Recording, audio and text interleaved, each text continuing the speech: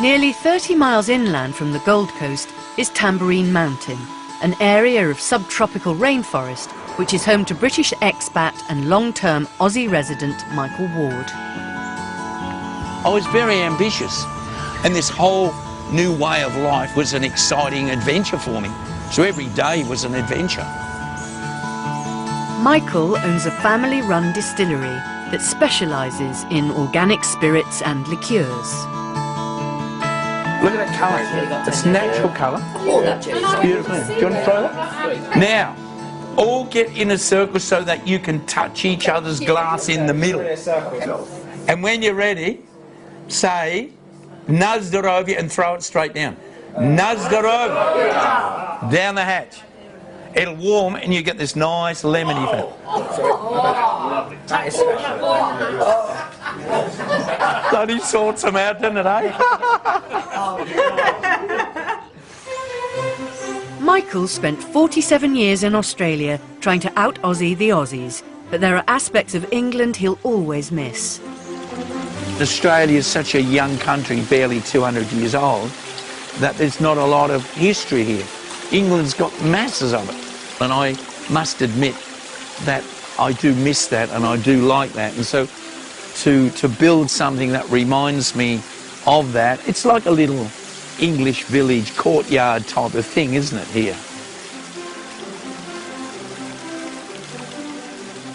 You know, we came from a reasonably poor background, working class background, certainly no money, no dollars. Any money that I had to work myself to 3 or 4 jobs to get some money. And I was a ladies' hairdresser. I finished my apprenticeship and I found out that I could get a job on luxury liners travelling around the world. How awesome was that? I just love all this.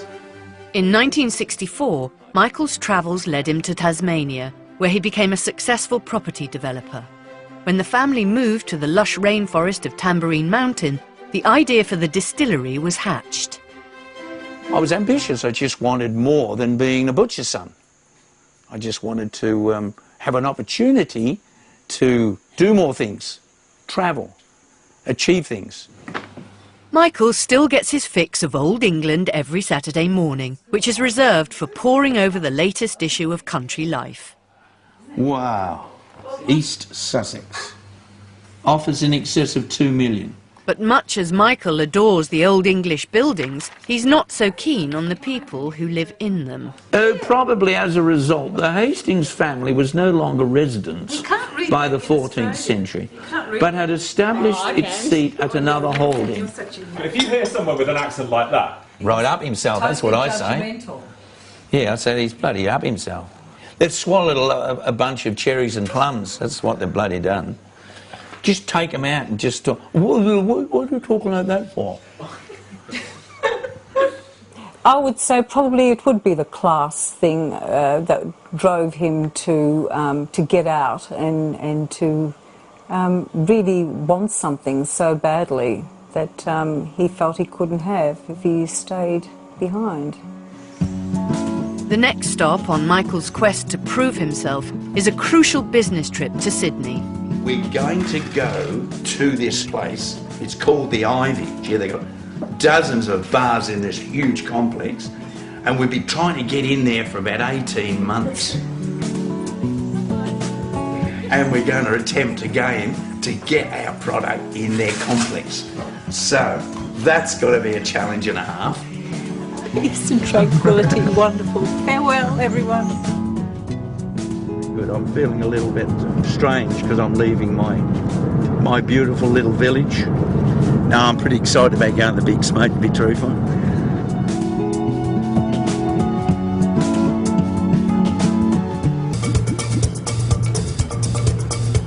Over 500 miles away in Sydney, distillery owner Michael Ward is also keen to put in a good appearance. He's hooked up with his sales rep, George, for an important meeting at an exclusive bar complex. This is just magic, isn't it? You wouldn't find a better spot than this in the world. I mean, Sydney's just an awesome place. It's all going to happen shortly. So it's just a huge thing for a tiny little Australian company like ours to get into this massive organisation in Sydney. Mikey, George, Mikey, heard a lot about you. Good to meet you. good to meet you. The man Michael must impress is group bar manager and fellow Pom, Mikey.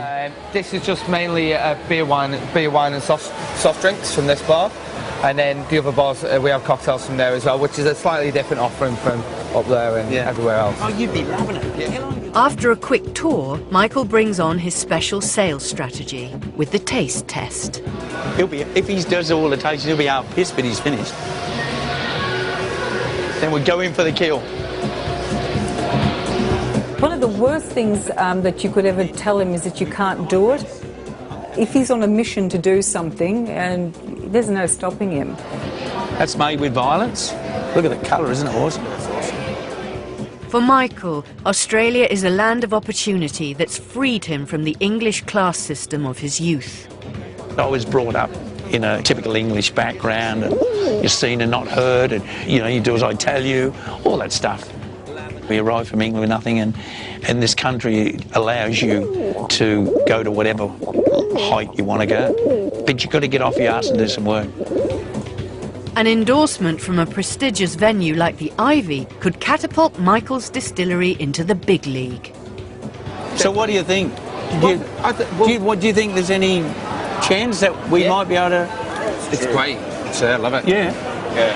Definitely the Lily Pilly gin in Gin Garden. I like to use some more of the hibiscus. Okay. The apricot brandy liqueur I really love. Yeah, wonderful, Like and you too. And I can't wait to do some business with you. Yeah, no, definitely. That's exciting. Yeah, for sure.